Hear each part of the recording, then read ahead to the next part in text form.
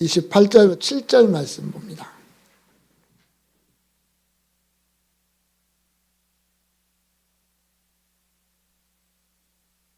다니엘 4장 28절부터 37절 말씀 한 절씩 교독하겠습니다. 이 모든 일이 다 나 느부갓네살 왕에게 임하였느니라.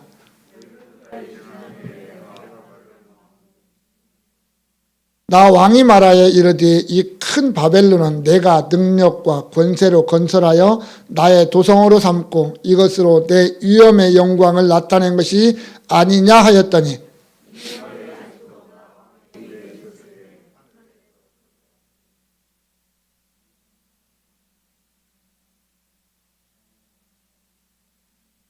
네가 사람에게서 쫓겨나서 들짐승과 함께 살면서 소처럼 풀을 먹을 것이요 이와 같이 7대를 지내서 지극히 높으신 이가 사람의 나라를 다스리시며 자기의 뜻대로 그것을 누구에게든지 주시는 줄을 알기까지 이르리라 하더라.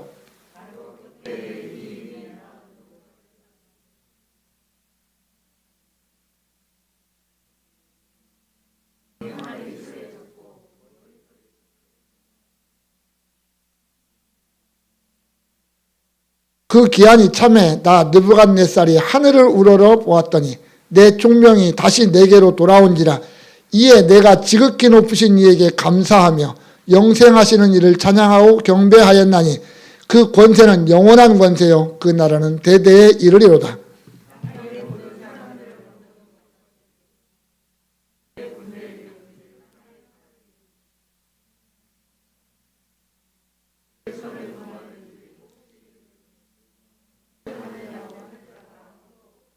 그때 내 총명이 내게로 돌아왔고 또 내 나라의 영광에 대하여도 내 위엄과 광명이 내게로 돌아왔고 또 나의 모사들과 관원들이 내게 찾아오니 내가 내 나라에서 다시 세움을 받고 또 지극한 위세가 내게 더하였느니라.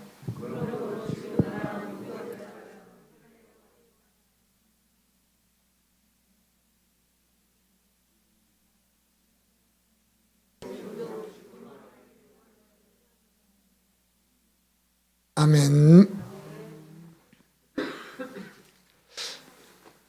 4장에서도 꿈이 등장을 합니다. 2장의 꿈과는 조금 다른 내용입니다. 2장의 어떤 꿈이 느부갓네살이 바벨론을 세우고 초창기에 일어났던 사건일 것이다 라고 본다면 오늘 4장에 나타나는 이 꿈은 아마 느부갓네살의 통치가 거의 끝나가는 말년에 일어났던 사건으로 보여줍니다. 느부갓네살이 밤에 또 꿈을 꿉니다. 참 꿈 잘 거예요, 이 왕도. 그래서 그 꿈을 꿨는데 꿈이 뭔지는 알겠는데 이제는 2장에서는 꿈이 뭔지도 몰랐었잖아요. 근데 이제는 꿈의 내용은 알겠는데 이 꿈이 도대체 무슨 의미를 가지고 있는지를 이제 모르는 게 이제 답답함입니다. 분명 그 꿈은 하나님이 그에게 주셨고 또 다니엘이라고 하는 사람을 통해서 그 꿈을 해석을 합니다. 그리고 단순히 해석하는 걸로 끝나는 것이 아니라 그 꿈이 역사 속에서 그대로 성취되도록 그렇게 하셨습니다. 이를 통해서 하나님과 느부갓네살 사이에 줄다리기가 이제 실천이 된 겁니다. 느부갓네살은 내가라고 말을 합니다. 내가 했고 내가 이루었고 내가 건설했다 이렇게 말을 합니다. 그런데 우리 하나님은 그렇게 말하지 않습니다. 하나님, 내가 세상 나라, 내가 사람의 나라를 내가 다스린다 이렇게 말씀하십니다. 오늘 우리가 살아가는 이 역사, 내가 오늘 하루 어떻게 살았느냐, 앞으로 어떻게 살 거냐, 내 일생의 역사 작게 보면, 또 좀 넓게 보면 내 지역사회, 또 내 나라, 이 지구상의 모든 역사를 과연 누가 주관하고 누가 그것을 움직이고 있을까라고 하는 겁니다. 오늘 4장은 거기에 대한 분명한 답, 누구도 부정할 수 없는 답을 우리에게 주고 있습니다. 누가 역사의 죄인인가라는 겁니다. 누가 역사의 죄인이냐. 1절과 2절에서 이제 그 시작이 됩니다. 느부갓네살왕은 천하에 거주하는 모든 백성들과 나라들과 각 언어를 말하는 자들에게 조서를 내리노라. 원하노니 너희에게 큰 평강이 있을지어다. 지극히 높으신 하나님이 내게 행하신 이적과 놀라운 일을 내가 알게 하기를 즐겨하노라. 참으로 크도다 그의 이적이여 참으로 능하도다 그의 놀라운 일이여 그의 나라는 영원한 나라요 그의 통치는 대대에 이르리로다. 이렇게 고백합니다. 느부갓네살이 자기 나라에 조서를 내립니다. 모든 땅에. 당시에 오늘날 중동, 근동 그 전체를 다스리던 어마어마한 땅덩어리를 가지고 있던 이 느부갓네살이 조서를 내리는데, 조서를 내리는 목적이 뭐냐면 하나님이 나에게 행하신 일이 무엇이냐라는 것을 알리는 거였어요. 그리고 그 하나님에 대한 찬양으로부터 이 조서를 시작합니다. 그런데 우리가 한번 잠깐 옆으로 벗어나 생각을 합시다. 느부갓네살이 누구냐는 거예요. 느부갓네살은 여호와를 믿는 사람이 아니에요. 여호와 신앙 가진 사람이 아니에요. 그가 비록 2장에서 그 꿈의 사건과 3장에서 다니엘 세 친구가 풀무불에 들어갔다 나오는 사건을 직접 경험하고 보았지만 느부갓네살에게는 아직 여호와가 자기 하나님이 아니에요. 사실은 바벨론의 출신은 벨이라고 하는 신이 따로 있어요. 그 신을 섬기는 사람일 뿐이에요. 여호와는 그저 그런 신이 있는가 보다 있다 이 정도일 뿐이지 그 여호와를 섬기고 여호와만 섬기는 그런 신앙인이 아니라는 것을 우리가 먼저 기억을 해야 됩니다. 2장과 3장 그런 사건을 경험하면서 벨은 신이 아니구나. 이건 버리자. 우리는 여호와만 섬기자. 이렇게 하는 그런 왕이 아니에요. 물론 어느 정도의 경외심? 이건 가지고 있을 수도 있습니다. 왜냐하면 나이가 체험한 게 있으니까. 저 유대인들이 섬기는 그 여호와라고 하는 그 신이 얼마나 위대한가라고 하는 걸 직접 경험을 했잖아요. 그러니까 그 여호와라고 하는 신에 대한 어떤 두려움, 존경심 이런 것이 어느 정도 있을지는 모르겠습니다. 그러나 완전한 그 여호와 신앙을 가진 사람은 아니라는 것을 우리가 기억을 해야 됩니다. 그런데 또 한 번 경험을 합니다. 오늘 본문에서 이 사건을 경험하고 나서 또다시 이가 하나님을 찬양을 합니다. 그 하나님을 찬양하는 것 중에 우리가 자주 반복되는 것이 그의 나라는 영원한 나라요 그의 권세는 대대에 이르리로다. 그의 통치는 대대에 이를 것이다. 뒷부분에 또 한번 또 나오잖아요. 이것은 그가 남들은 모르는 그 많이 알고 있는 어떤 신앙의 고백 이런 게 아니고요. 당시에 작은 나라가 큰 나라에 정복당해서 작은 나라가 큰 나라에게 하는 어떤 그런 고백이에요. 사실 그런 맹세. 내가 당신의 나라가 영원하기를 바라고요. 내가 당신을 잘 섬기겠습니다. 이런 의미를 가지고 있는 어떤 그런 일이에요. 그런데 어찌됐든 오늘 느부갓네살은 자기 제국 안에 있는 모든 백성들에게 여호와를 찬양하는 고백으로부터 시작해서 그 백성들에게 조서를 내려주고 있습니다. 이방의 왕, 바벨론의 왕 느부갓네살이 이 조서를 내리는, 그리고 하나님을 그렇게 높이는 이유가 있습니다. 그것이 꿈이라는 겁니다. 꿈. 내가 꿈을 꾸었다. 4절에 보면 그래요. 내가 꿈을 꾸었다. 5절에서도 꾸고라는 말이에요. 이 꿈은 일반적인 꿈과는 달라요. 사람도 우리도 참 꿈 많이 꿉니다. 기억을 못해서 그렇지. 꿈을 꾸고 일정 시간이 지나면 꿈이 기억이 안 나요. 우리가 사람의 그렇습니다. 시간이 지나면 기억이 잘 안 나다 어느 순간 잊어버려요. 아주 특별하고 어떤 강렬한 꿈이 아닌 이상은 우리에게 기억으로 잘 남지 않습니다. 그런데 보통 그 심리학자들이 말하는 꿈, 그것은 이런 것들이에요. 내가 뭔가를 간절히 소망할 때, 내가 간절히 소망하는 뭐가 있을 때, 또는 내가 뭐 두려워하는 게 있을 때, 내 마음속에 두려워하는 것이 있을 때, 이런 것들이 꿈속에 반영되어 나타난다, 이렇게 말을 하거든요. 그런데 오늘 5절에 등장하는 이 꾼다라는 말, 꿈을 꾸었다라고 하는 이 꾸었다라는 이 표현은 내가 뭔가를 분명하게 보았다라는 의미예요. 그냥 단순히 생각하고 상상하는 게 아니라 내 눈으로, 살아있는 내 눈으로 반드시 확인하듯이 보았다라는 거예요. 그리고 또 하나는, 그것은 내가 보고 싶어서 보는 게 아니에요. 이 꿈은 내가 꾸고 싶어서 꾸은 것도 아니에요. 이게 내가 간절히 소망하고 뭔가를 두려워하고 이런 의미가 아니라는 말이에요. 그것은 누군가에 의해서 내가 꿈을 꾸게 되었다라는 거예요. 그러니까 오늘 느부갓네살은 지금 무슨 말이냐, 내가 하나의 꿈을 꾸었는데 그건 내가 꾸고 싶어서 꾼 게 아니라 내가 앞에서 찬양했던 그 하나님이라는 분, 여호와라는 분, 그분이 내게 이 꿈을 꾸게 하셨다라는 거예요. 그것을 지금 이야기하고 있는 거예요. 하나님이 나에게 뭔가 하고 싶은 말씀이 있는데 그것을 꿈을 통해서 보여주셨다, 이렇게 고백하고 있는 거예요.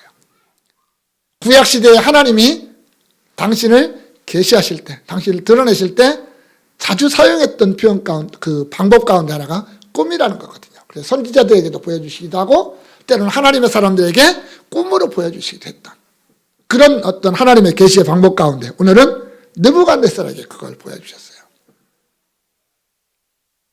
꿈 때문에 느부갓네살이 불안해 죽겠습니다. 두려워하고 번민하게 됩니다.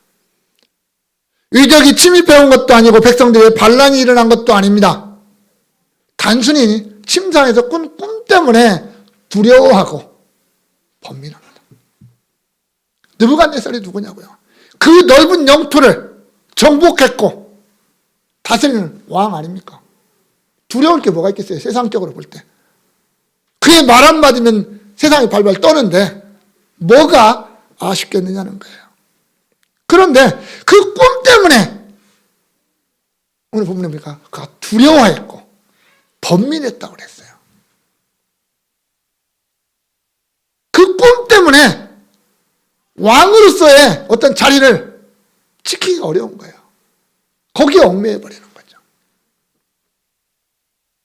2장에서처럼 또 불러요. 누구를? 지혜자들을 불러요. 박수, 술사 뭐 다 부릅니다. 당시대의 어떤 그래도 내놔라는 사람들 다 앞에다 불러다 놓고 꿈을 이야기를 해줘요. 내가 이런 꿈을 꿨다. 도대체 이 꿈이 뭐냐? 무엇을 의미하냐라고 물어봅니다. 2장에서는 꿈을 안 알려줬잖아요. 그러니까 이 지혜자들이 뭐라 그래요? 왕이여, 꿈을 우리에게 이야기해 주십시오. 그러면 우리가 그 꿈을 해석해 드리겠습니다. 이렇게 얘기를 했어요. 자, 4장에서는 꿈 얘기해 줬어요. 왕이. 내가 이런 꿈 꿨다 라고 얘기를 해줬어요. 그러면 그 지혜자들은 당연히 이제 뭐 해야 돼요? 그 꿈을 해석을 해줘야 돼요. 왕 앞에. 근데 못하고 있어요. 못하고 있어요. 2장에서 그렇게 호언장담했던 그들이 아무 말도 못하고 있어요. 왜 그랬을까요? 오늘 느부갓네살은 그것도 이야기하는 겁니다. 하나님의 역사는 인간이 이해하지 못하더라는 거예요. 하나님의 역사를 세상에 아무리 학문이 깊어도 아무리 경험이 많은 자도 하나님의 역사를 다 깨달아 알지 못하더라는 거예요.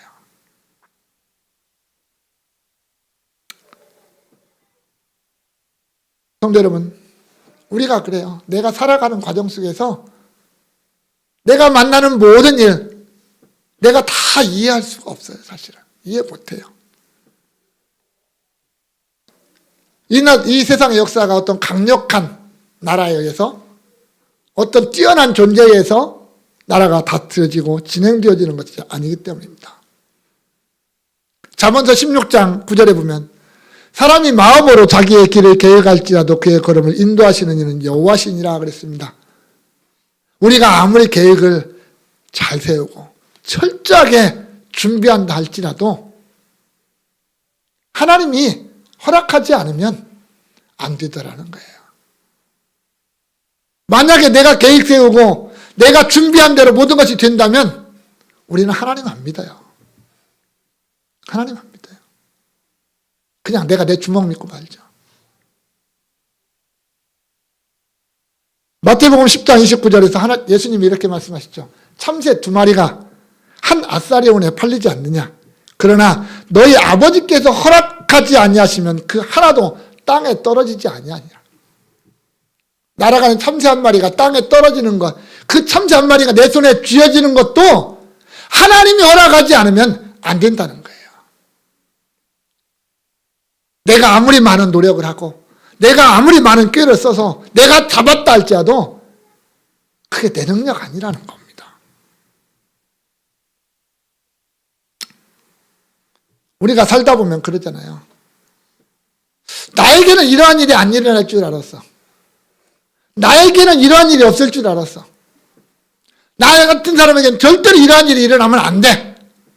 라고 하는 일들이 우리에게 일어나기도 합니다. 그래서 혼란스러워요. 주님, 내가 뭔 잘못을 했습니까? 우리 가끔 하잖아요. 기도 시간에. 혼자 기도할 때 하나님 앞에 엎어서 그러잖아요. 하나님, 내가 도대체 뭘 잘못했기에, 내가 뭐가 부족했기에 나에게 이런 어려움이 있습니까? 라고 질문하기도 합니다. 질문하게 돼요. 그런데 조금 더 깊이 들어가 보면 그 안에는 하나님 나 미련합니다. 그 소리거든요. 내가 하나님의 뜻을 다 알지 못하기 때문에, 하나님의 계획을 다 알지 못하기 때문에 이렇게 하고 있습니다. 그 말 할 수밖에 없어요. 내가 아무리 예수 잘 믿어도요, 내가 아무리 성령 충만한 삶을 살아도 내가 하나님의 뜻 다 알 수가 없습니다. 그런데 우리가 정말 하나님을 믿고 내가 정말 예수를 믿는다라고 말한다면, 그럴지라도 내가 이해 못할지라도 우리는 이렇게 이야기해야 될 겁니다. 그래도 이 안에 하나님의 뜻은 있겠지요. 그래도 하나님이 이 역사 속에서 나를 가장 선한 길로 인도하실 것입니다. 라고 고백하는 거예요. 그래야 우리가 흔들리지 않습니다. 우리가 지난번에 본 것처럼 욥처럼요. 동방의 가장 큰 자였습니다. 재산도 많았습니다. 10명의 자녀를 거느리고 살았습니다. 그런데 하루아침에 싹 사라졌어요. 정말 흔적도 없이 다 사라졌습니다. 그 많은 재산 다 사라졌고요. 자식 10명이 하루아침에 죽었어요. 집이 무너져가지고 다 죽었어요. 욥이 하나님 앞에 뭐라고 얘기를 해야 됩니까? 하나님 왜 이러십니까? 주실 때는 언제 했는데 왜 이렇게 한꺼번에 다 가져가십니까? 천천히 가져가시든지 좀 내성도 좀 기르게 하나하나 조금씩 가져가셔가지고 내가 좀 맷집도 좀 길게 만드신지 왜 한꺼번에 그냥 한순간에 싹 가져가지고 가장 높은 곳에서 가장 낮은 곳으로 그냥 추락하게 만드십니까? 그렇게 하나님 앞에 물을 수도 있거든요. 그런데 우리가 잘 아는 대로 욥은 알고 있는 게 딱 하나예요. 주신 자도 하나님이고 가져가신 자도 하나님이시다. 하나님이 언제든지 나에게 주고 싶을 때 주시는 것이고 하나님이 가져가고 싶을 때가 언제든지 가져가시는 건데 하나님이 지금은 가져가실 때구나. 이거예요. 이 고백이에요. 그 가져가심 때문에 나에게는 어떤 게 와요? 고통이 와요. 아픔이 와요. 하나님이 주셨고 하나님이 가져가셨으니까 남은 아무 관계가 없습니다. 나는 그냥 하나님 기쁘게 섬기겠습니다. 이렇게 고백하는 거 아닙니다. 욥이. 정말 괴롭습니다. 자식이 죽었는데 10명이나 죽었는데 한두 명도 아니고 부모로서 가슴이 안 아프겠습니까? 고통스럽습니다. 정말 죽을 만큼 고통스럽습니다. 그렇지만 그 모든 일이 하나님이 하셨습니다라고 고백하는 것, 그 고백은 흔들리지 않고 살아가는 거예요. 우리가 그러자라는 거예요. 우리 힘든 일이 있어요. 어렵고 고통스러울 때 있습니다.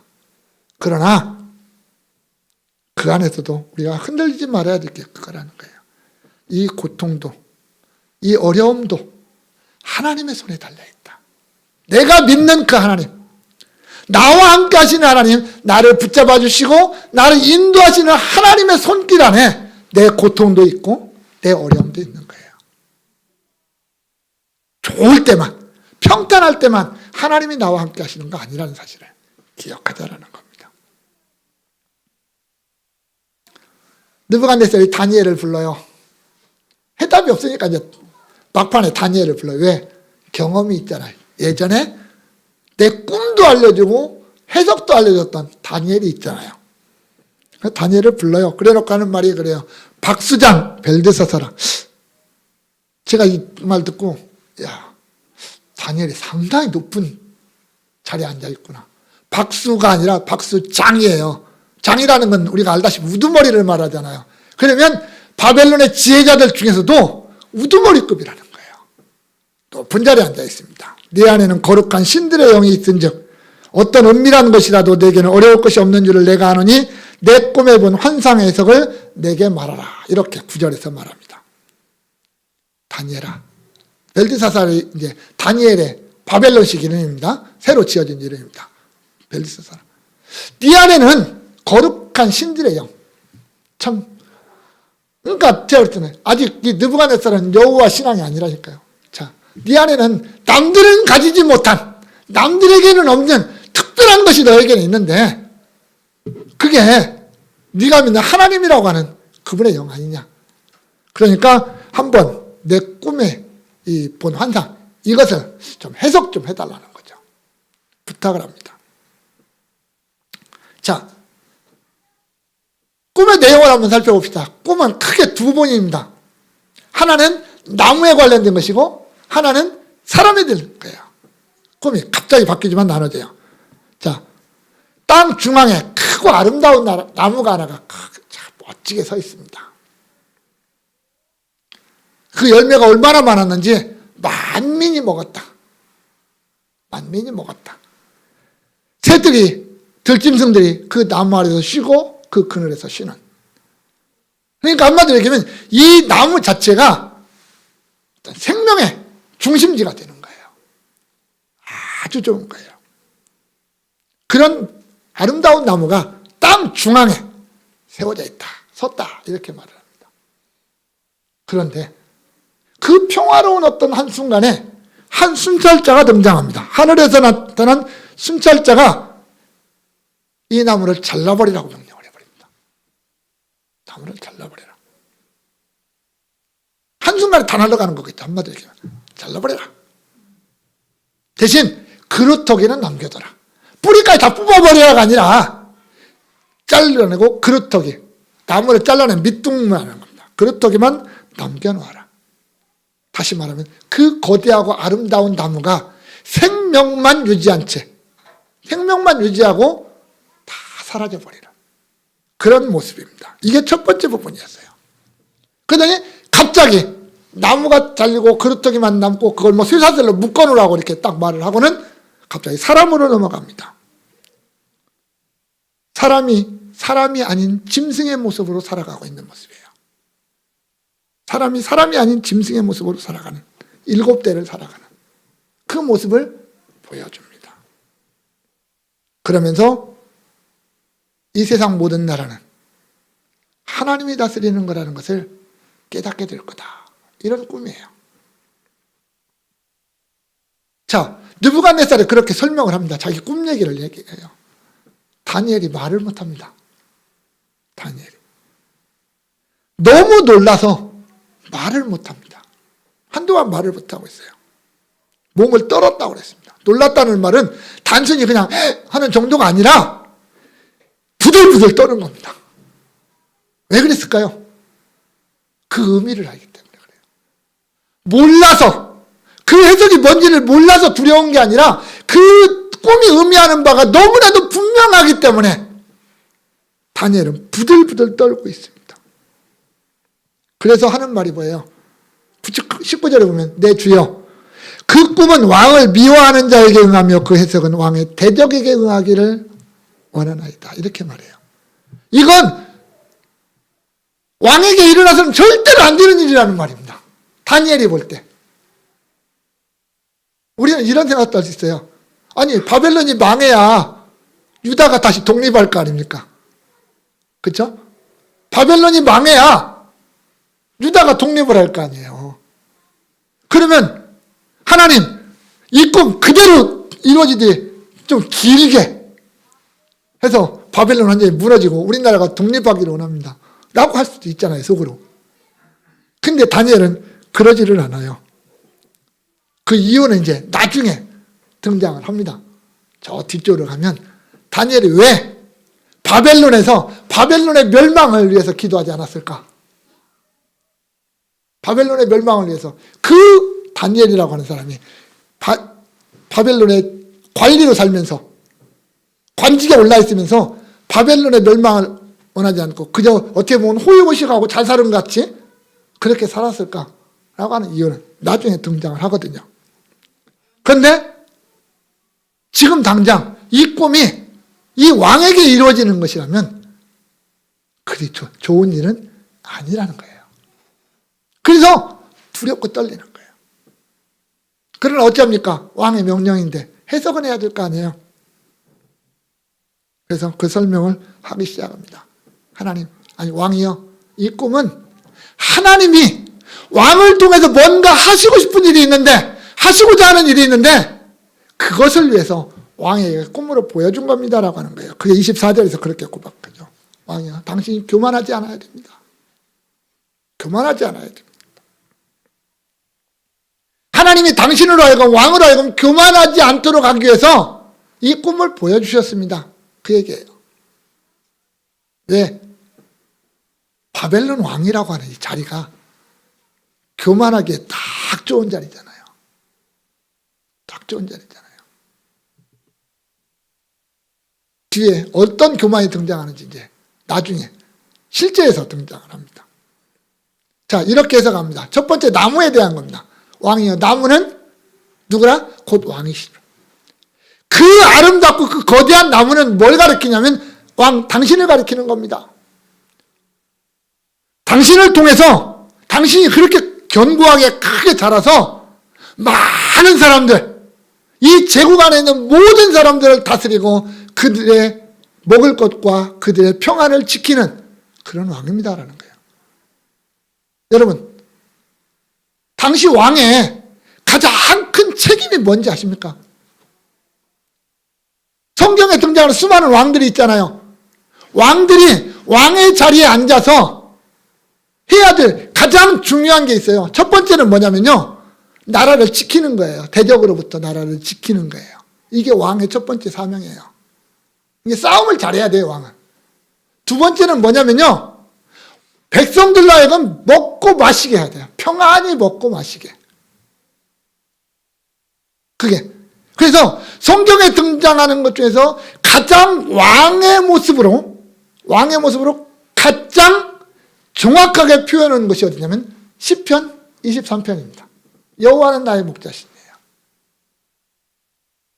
그 여호와가 양들을 푸른 초장 맑은 물가에서 평안히 먹고 마시게 하고 그 어떤 대적으로부터도 그 어떤 들짐승들로부터도 가장 안전하게 양들을 지켜주는 목자. 이게 참 목자이듯이 왕은 그래야 되는 거였어요. 그래서 실제적으로 이스라엘 역사 중에서 가장 완전한 왕으로 보면 누구냐면 솔로몬을 보는 겁니다.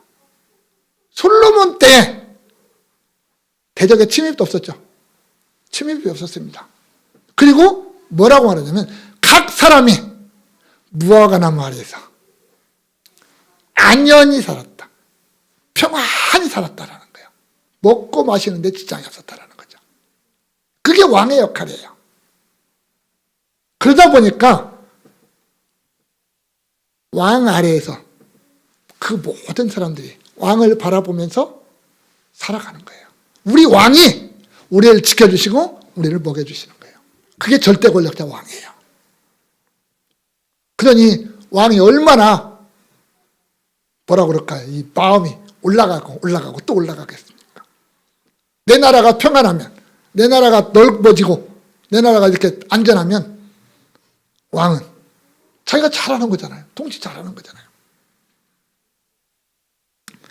그런데 그렇게 되었던 순간에 이 느부갓네살 마음에 교만함이 싹 되기 시작하는 겁니다. 어느 날 왕궁 위에 딱 올라가서 봤습니다. 바벨론이라고 하는 그 왕국이면서 또한 도시, 도성 하나가 바벨론 성 아닙니까? 거기에서 다스리니까. 왕궁 위에 딱 올라가 보니까 바벨론이라고 하는 성이 딱 보일 거 아닙니까? 그걸 볼 때 뭐라고 하냐면 내가 내 능력과 내 권세로 30절에 그래요. 내가 내 능력과 내 권세. 우리는 내가 능력과 권세로 이렇게 되어 있지만 히브리어는 분명히 거기에 주어가 하나씩 탁탁 들어가요. 내가 내 능력과 내 권세로 해요. 이 바벨론을 건설했고 나의 도성으로 삼았고 내 위엄의 영광을 내가 나타냈다. 이렇게 말하는 거예요. 내가 했다. 여러분이 바벨론 왕 느부갓네살이라면 이렇게 말하지 않겠습니까? 아마 우리는 다 그렇게 얘기할 거예요. 내가 그 자리에 앉으면 다 그렇게 한다니까요. 이게 우리의 어떤 본질적 마음 아닐까요? 조금만 잘 되면 내가 우리 속담에 그러죠. 못 되면 누구 탓? 조상 탓. 잘 되면 내 공로예요. 전부 다. 잘할 때는 다 내가 잘한 거예요. 뭐가 안 되면 이유가 나에게 있는 게 아니라 밖에서 자꾸 찾아오는 거잖아요. 근데 엄밀하게 생각해 봅시다. 왕이 뭐 했을까요? 느부갓네살이 뭐 했을까요? 느부갓네살이 땅끝까지 쫓아다니면서 전쟁해서 그 넓은 땅 차지했을까요? 결국은 부하들 보내서 다 했어요, 사실은. 물론 왕이 뭐 어떤 계획 세우고 하겠죠. 가장 중요한 건 그는 지금 그 역사 속에서 나타난 하나님의 어떤 손길, 그걸 못 본다라는 거예요. 보지 못한다는 거예요. 하나님이 하신 일도 내가 했다라고 생각하는 거예요. 하나님이 하신 일도 내가 했다. 이게 교만입니다. 여러분, 우리가 그래요. 내가 공부 잘하고, 내가 직장생활 열심히 하고, 내가 돈 많이 벌고, 내가 가정 잘 꾸리고, 내가 건강하고, 그 모든 것이 물론 내가 노력하고 내가 힘쓰고 애쓴 게 있어요. 없다는 게 아닙니다. 있어요. 그러나 우리가 고백할 것은 그 모든 것이 하나님의 은혜입니다. 그렇게 고백해야 되는 거예요. 그게 다 하나님의 은혜잖아요. 그런데 하나님은 빼버리고 내가 라고 하는 순간 우리는 교만할 자리에 올라가 버리는 거죠.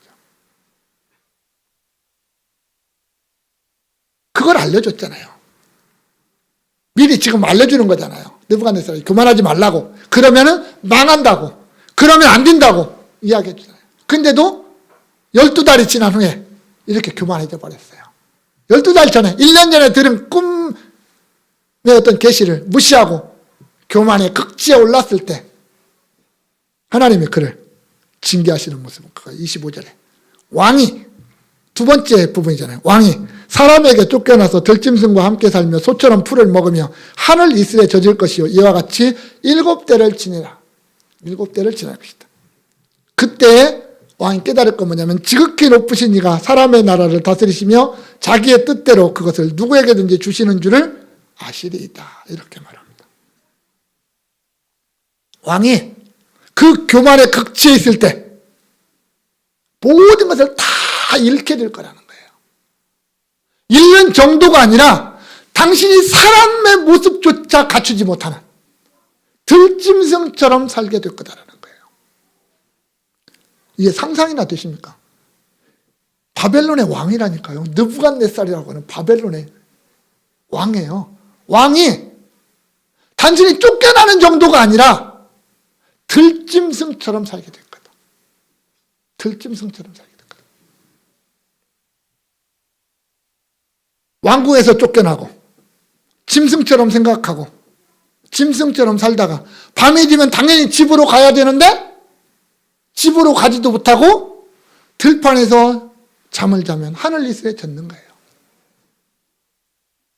한때는 이 바벨론의 가장 강력한 통치자였는데 그의 말 한마디면 온 세상이 벌벌 떨었는데 이제는 사람의 모습조차 없는 비참한 지경까지 떨어지게 될 거라는 거예요. 정신의학적으로 말하면 정신착란증? 그런데 좀 더 재미있는 심리학적인 표현으로는 우리가 말하는 늑대인간.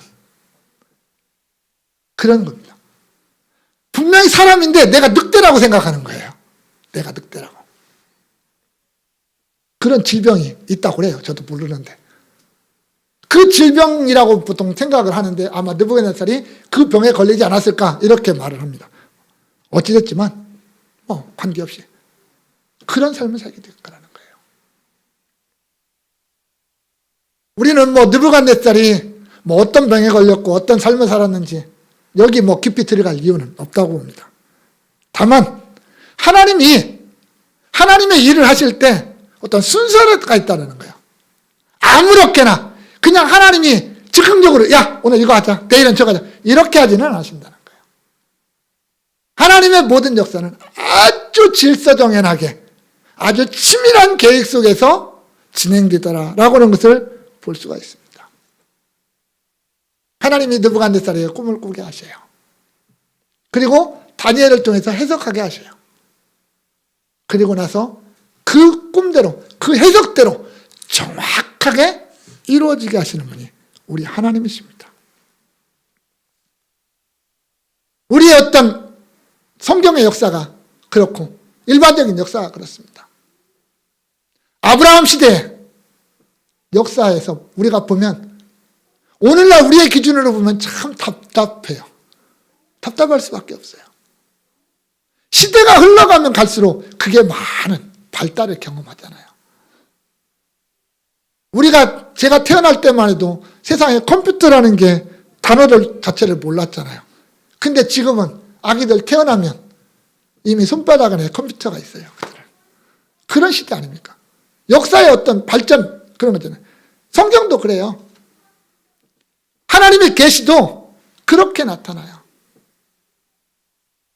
초창기에는 흐려요. 그리고 계시되는 양도 아주 작아요.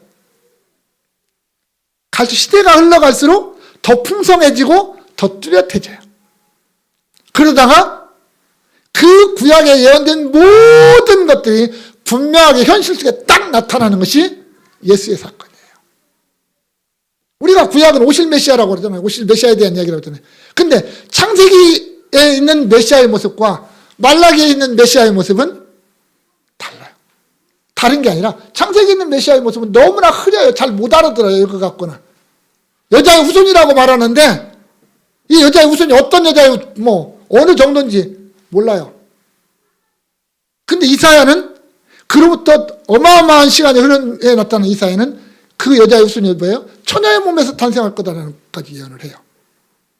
같은 시대에 살았던 미가는 그 메시아는 베들레헴에서 태어날 거다라고 딱 예언을 해요. 말라기는 그 메시아가 오기 전에 엘리야가 올 거다라는 것, 세례 요한이 나타날 거라는 걸 예언을 해줘요. 이런 식으로 갈수록 더 분명하게 설명을 해줘요. 그리고 예수님이 딱 오셔서 보여줘요. 하나님의 계시는 그렇게 나가는 거죠. 아모스 3장 7절에 보면 선지자 이렇게 읽습니다. 주 여호와께서는 자기의 비밀을 그 종 선지자들에게 보이지 아니하시고는 결코 행하심이 없느니라. 하나님이 어떤 역사를 이루실 때는 이미 말씀을 통해서 다 가르쳐 주세요. 다만 문제는 뭘까요? 우리가 못 깨닫는다는 거예요. 문제는. 하나님은 말씀해 주셨는데 우리가 깨닫지 못한다는 거예요. 우리가 믿지 못하는 거예요. 사실은. 그게 문제지 하나님의 문제가 아니라는 거예요. 이 마지막 시대에 하나님이 예수님이 내가 속히 오리라 라고 말씀하셨어요. 속히 오리라고 말씀하셨어요. 안 믿어요. 아이, 내 때에는 안 오시겠지. 내 때에는 안 오시겠지. 내가 이 좋은 세상 조금 더 누리고 좀 더 잘 살다가 내가 간 뒤에 오시겠지. 그렇게 생각한다니까요. 그래서 내일로 미뤄요. 여러분, 주님이 당장 오셨을 때 누가 그 주님 앞에 가서 왜 주님 이렇게 빨리 오셨습니까? 라고 말할 수 있는 사람이 있겠습니까? 왜 이렇게 주님 빨리 오셨습니까? 거꾸로 말하면 내가 주님 앞에 오늘 갔다고 칠 때 하나님 왜 나를 이렇게 빨리 부르셨습니까? 나 좀 더 살고 오고 싶었는데 라고 말할 수 있는 사람이 있을까요? 없어요. 왜냐하면 주님은 이미 말씀하셨으니까 내가 속히 올 것이다 얘기하셨잖아요. 느부갓네살은 그 주님이 자기에게 보여주셨던 하나님이 꿈을 통해서 보여주시고 다니엘에게 해석해서 들려주었던 그 일이 나에게 반드시 일어날 거라는 것을 안 믿었던 거죠.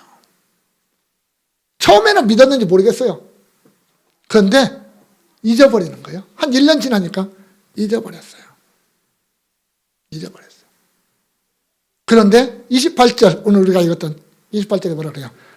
이 모든 일이 나 느부갓네살 왕에게 임하였느니라 이렇게 말해요.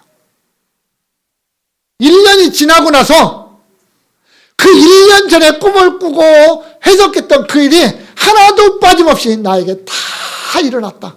그렇게 말하고 있어요. 왜 하나님은 1년 동안 시간이라는 기간을 지나셨을까요?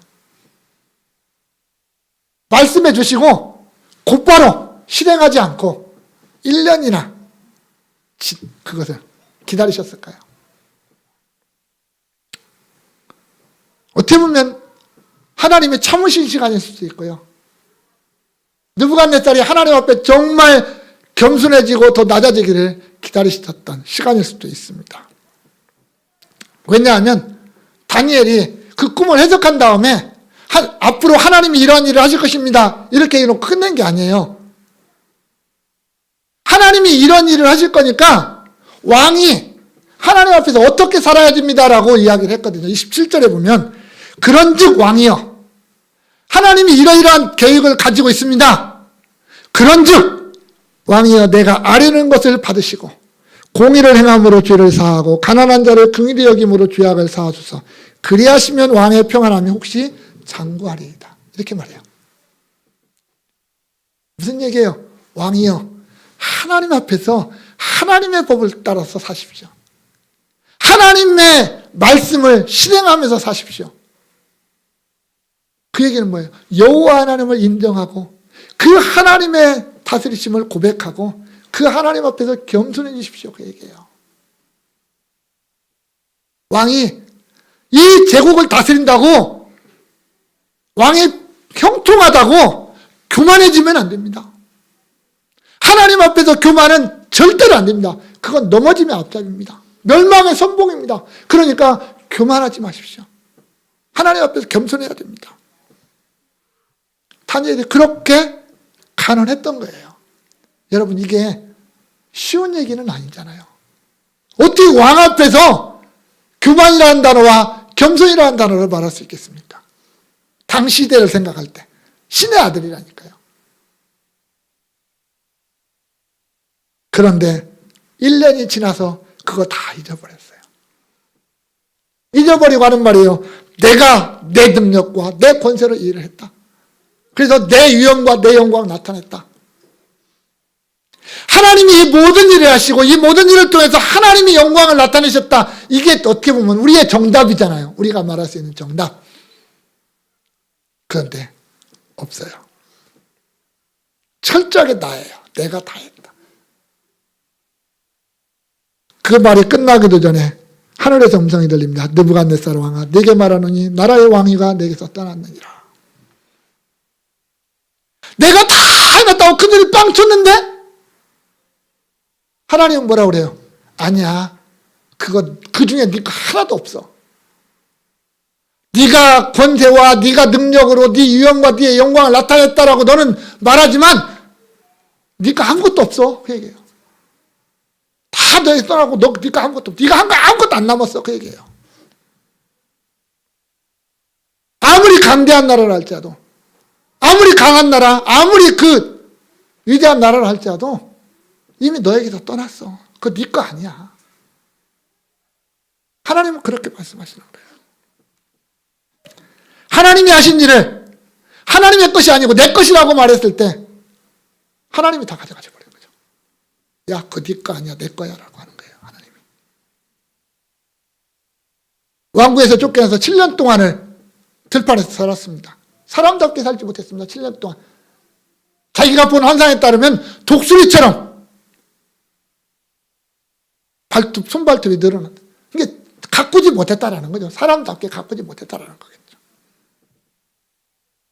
7년이 지났을 때야 느부갓네살이 깨달은 게 그거예요. 아, 역사는 내 것이 아니구나. 역사는 내 것이 아니구나. 내가 바벨론이라고 하는 역사를 내가 만들어가는 게 아니구나.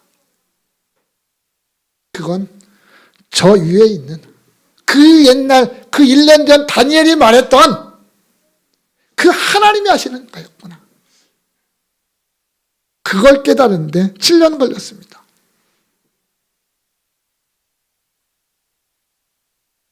여러분, 왜 하나님은 느부갓네살에게 이러한 꿈을 꾸게 하고 해석하고 이런 역사들을 일으켰을까요?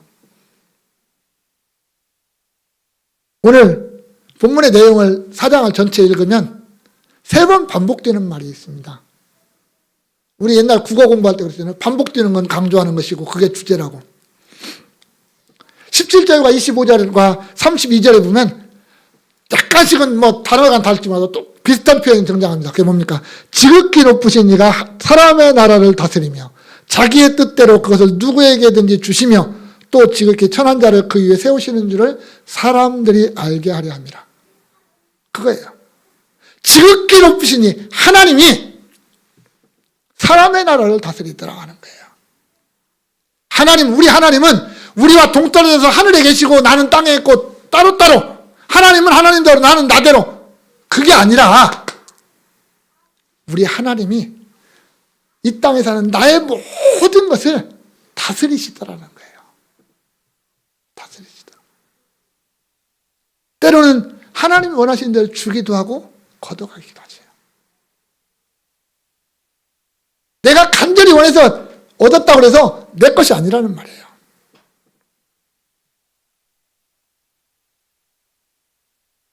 그 옛날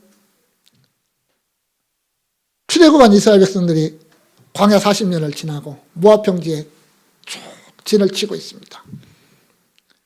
요단강을 건너가고 싶어서 애가 탄 모세는 하나님이 건너가지 못할 거라고 말을 하니까 얼마나 서운하고 답답하겠습니까? 그래서 하나님 앞에 제발 나 좀 저기 좀 건너가게 해주세요 라고 하나님 앞에 사정하지만 하나님이 야 그만해 됐어 하고 딱 거절해 버리십니다.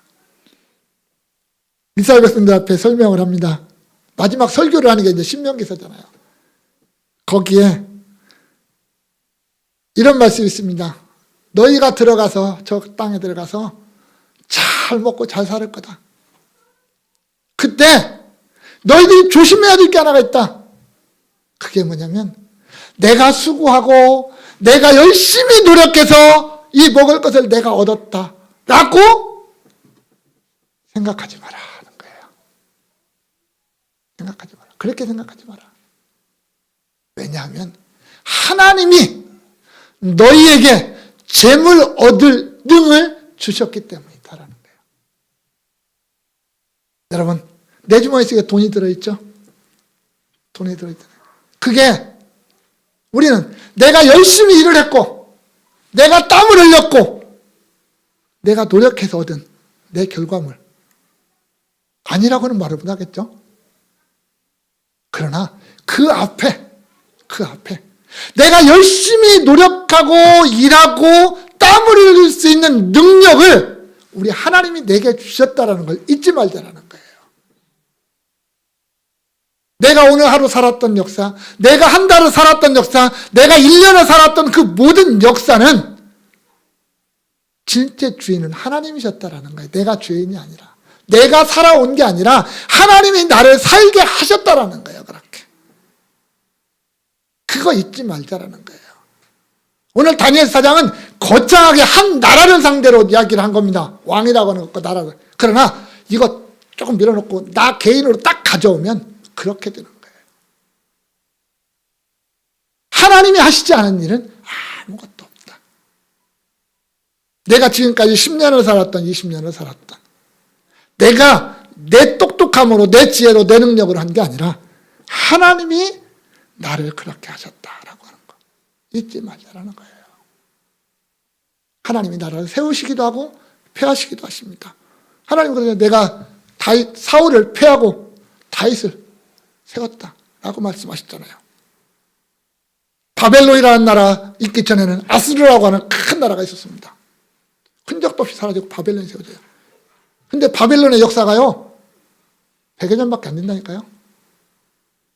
그 큰 나라가 바벨론이 어느 날 우리가 이제 5장에서 보겠지만 사라져요. 하룻밤 사이에 무너져 버립니다.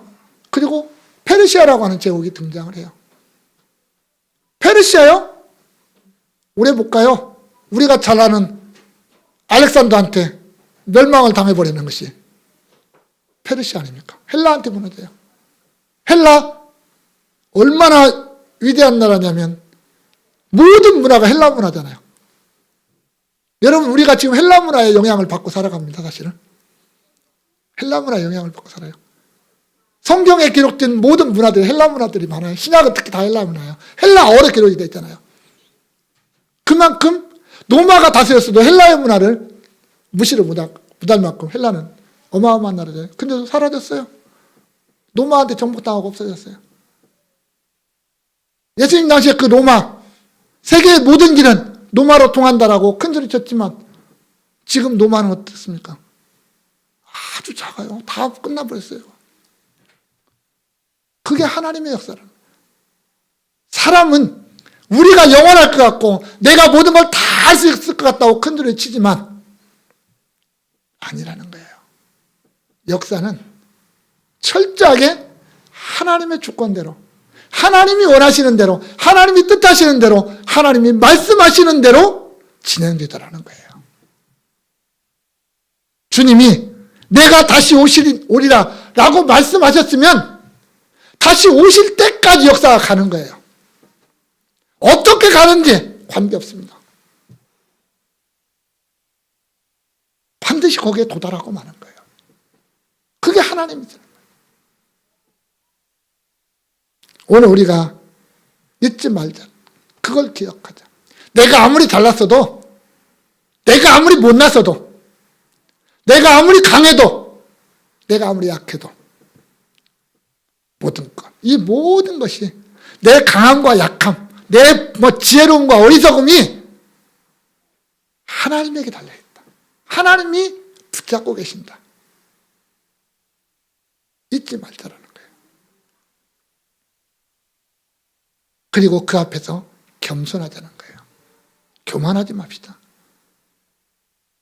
내가 그래도 교회를 몇 년 다녔는데 내가 교회 목사인데 내가 교회 장로인데 집사인데 내가 교회에서 어떤 일을 하는데 이거 갖고 이야기하지 말자는 거예요.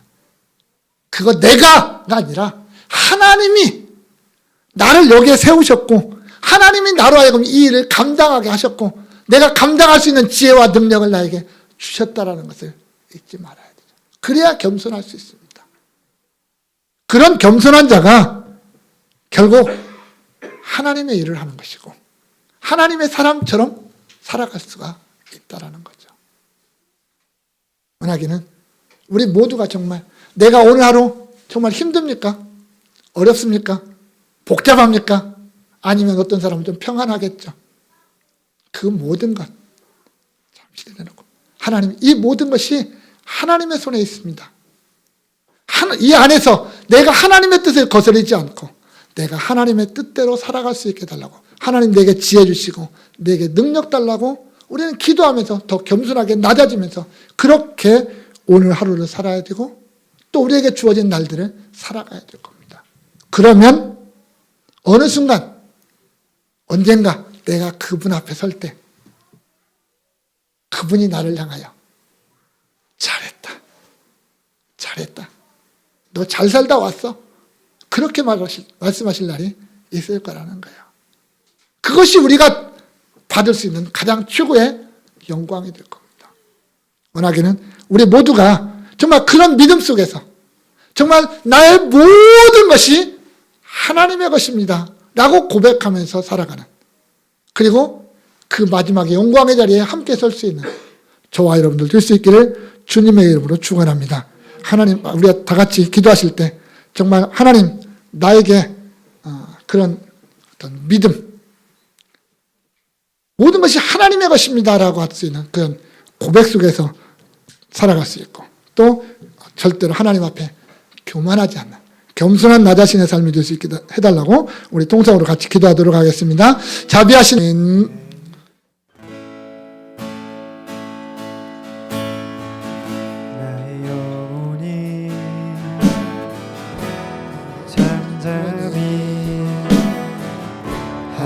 하나님만 바라며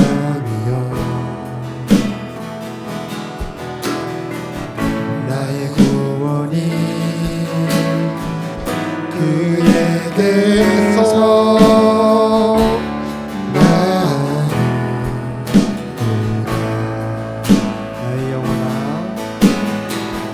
나의 영혼아 잠잠히 하나님만 바라라. 나의 소망이 저에게서 나는도다.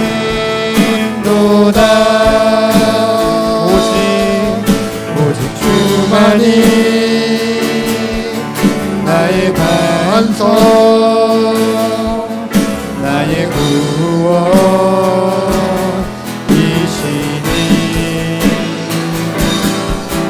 오직 주만이 나의 산소, 내가 요동치 아니하리. 오직 주만이 나의 반석, 나의 구원